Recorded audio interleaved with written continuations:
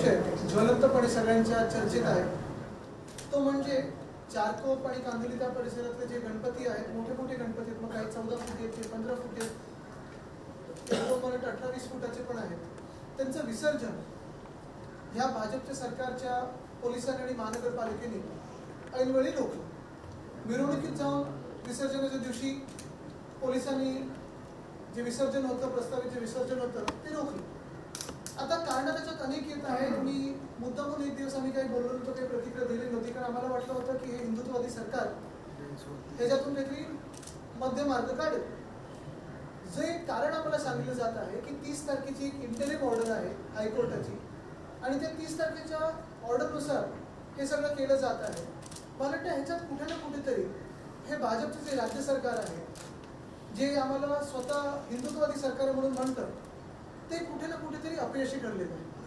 पहिली गोष्ट म्हणजे जेव्हा ही केस कोर्टात होती, जेव्हा मुंबई महानगरपालिकेला आणि राज्य शासनाला माहिती होतं, पोलिसांना देखील माहिती होतं की 1 तारखेपासून मागी गणपती आहे. ज्या मंडपांना, ज्या मंडळांना परवानगी तुमच्याच पोलिसांनी दिलेली आहे, ज्या मंडळांना परवानगी तुमच्याच महानगरपालिकेने दिलेली आहे, तुमच्याच प्रशासनाने दिलेली आहे, तुमच्याच वॉर्ड ऑफिसरने दिलेली आहे, त्या मुंबई महानगरपालिकेने कोर्टात आर्ग्यू करत असताना कमीत कमी या मागी गणेशाच्या ज्या तारखांसाठी सूट मागणं गरजेचं होतं. मला त्याच्यात जायचं नाही आणि मला माहिती नाही की त्यांनी त्याच्यात आर्ग्यू करताना काय केलेलं आहे. पण सर्वसाधारणपणे जर आपण पाहिलं तर भाजप अनेक विषयांवर आणि खास करून कोर्टाच्या ऑर्डर्सवर लगेच प्रतिक्रिया अनेकदा देत असते. जर तुम्हाला उदाहरणं द्यायची तर दिल्लीतलं चीफ सेक्रेटरीचा जे विषय होता आणि तिकडच्या जे अधिकारी बदलाचा विषय होता, लगेच ऑर्डर आलेल्या अध्यादेश आणला आणि ते बदलून घेतलं. चीफ इलेक्शन कमिशन त्याचा निकाल सुप्रीम कोर्टाने दिल्यानंतर देखील अध्यादेश काढला, बिल आणलं आणि ते बदलून घेतलं.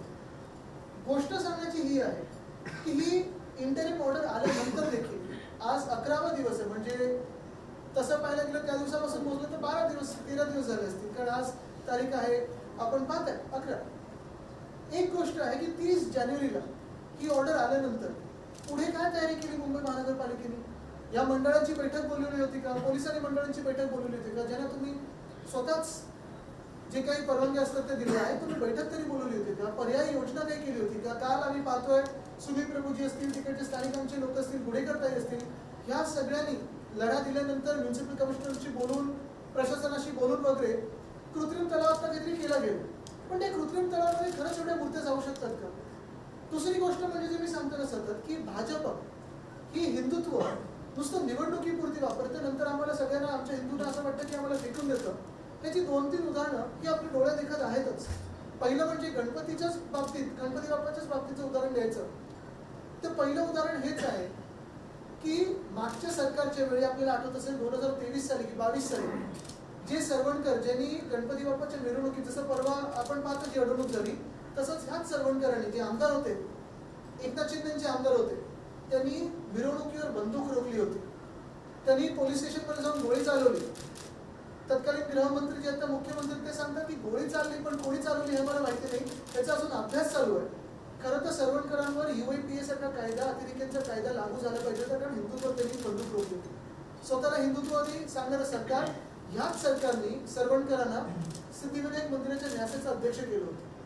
तसंच जर पाहायला गेलं तर निवडणुकीच्या मतदानाच्या 1 दिवसाआधी भाजपच्या काही ट्रोल्सनी चालवलं होतं की आता वक्फ बोर्डने सिद्धिविनायकची जागा मागितली.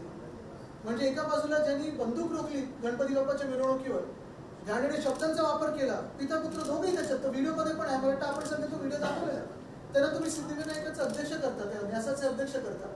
दुसऱ्या बाजूला मतं मिळवण्यासाठी आणि भीती निर्माण करण्यासाठी तुम्ही सांगता की वक्फ बोर्डने आता ही जागा मागितलेली आहे. आणि तिसऱ्या बाजूला गणपती बाप्पाच्या सणामध्ये आणि मागी गणपतीमध्ये आता हे तुम्ही काल जे मूर्ती अडवण्याचं आणि अजूनही विसर्जन झालेलं नाहीये, असं दुर्दैव मी कधीही आपल्या राज्यात पाहिलं नाही. एक दिसतं, एक प्रकल्पने दिसतं याच्यात की मराठमोळे जे सण आहेत, मराठमोळे जे हिंदुत्व आहे, ते भाजपला पुसून काढायचं आणि म्हणून भाजप गमतात. तसं भाजपची ही दुतुंडी भूमिका जी आहे, दुटप्पी भूमिका जी आहे हिंदुत्वाबद्दल, ती जगजाहीर आहे.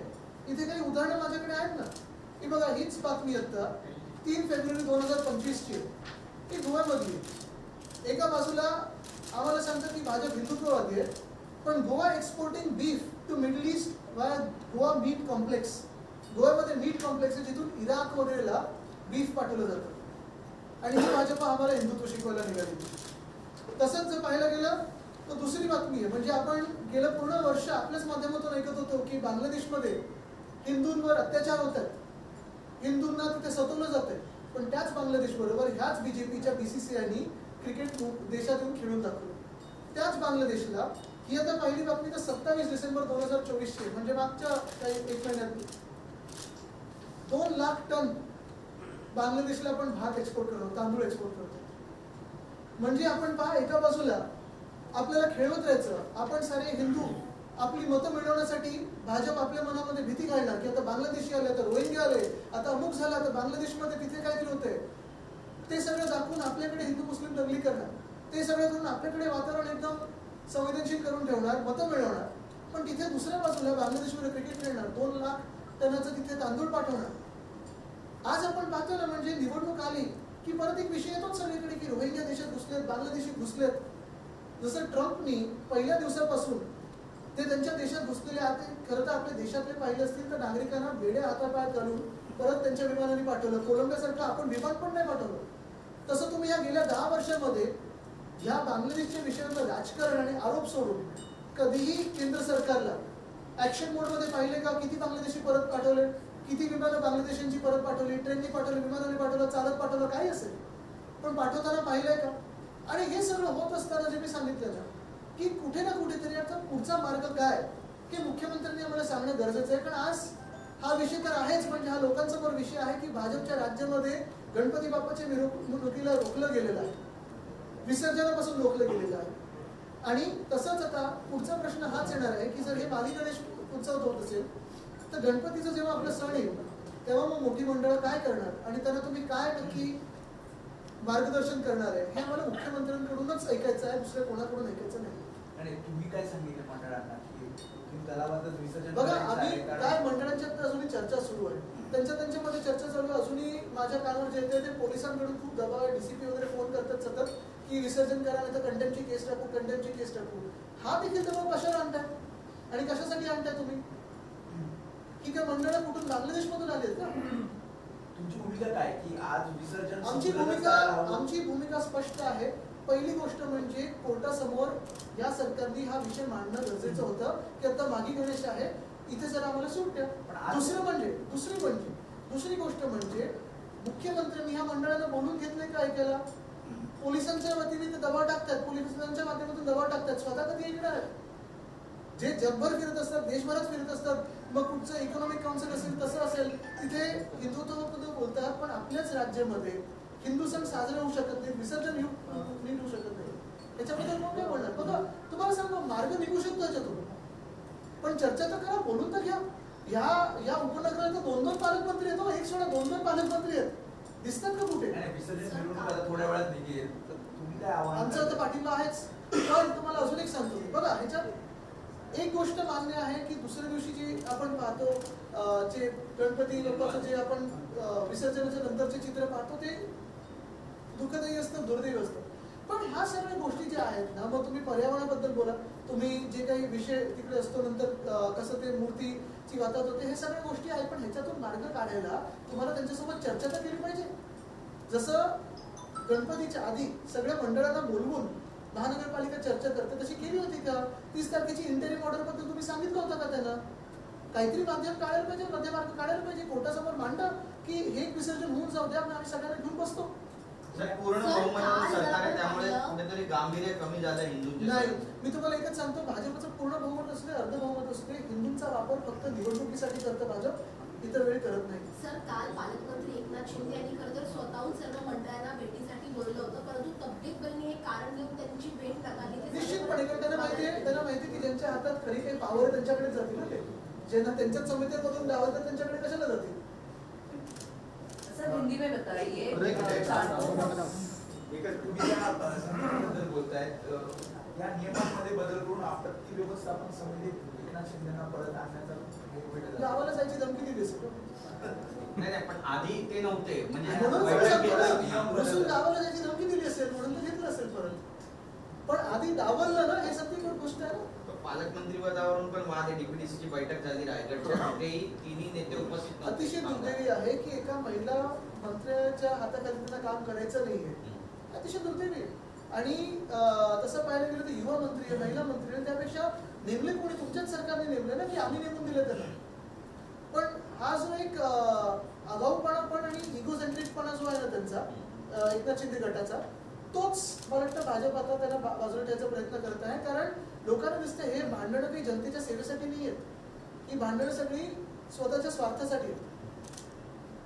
सर हिंदी में बताइए, चारकोप और कांदिवली में गणेश आइडल को विसर्जित करने में रोका गया, इस पे क्या मांग है आपकी? हमारी मांग साफ है, स्वच्छ है. यही बात है कि जब ये इंटरिम ऑर्डर आई 30 जनवरी को इंटरिम ऑर्डर आई और उसी के बाद 1 तारीख से माघी गणेश का जो उत्सव है वो शुरू हुआ था.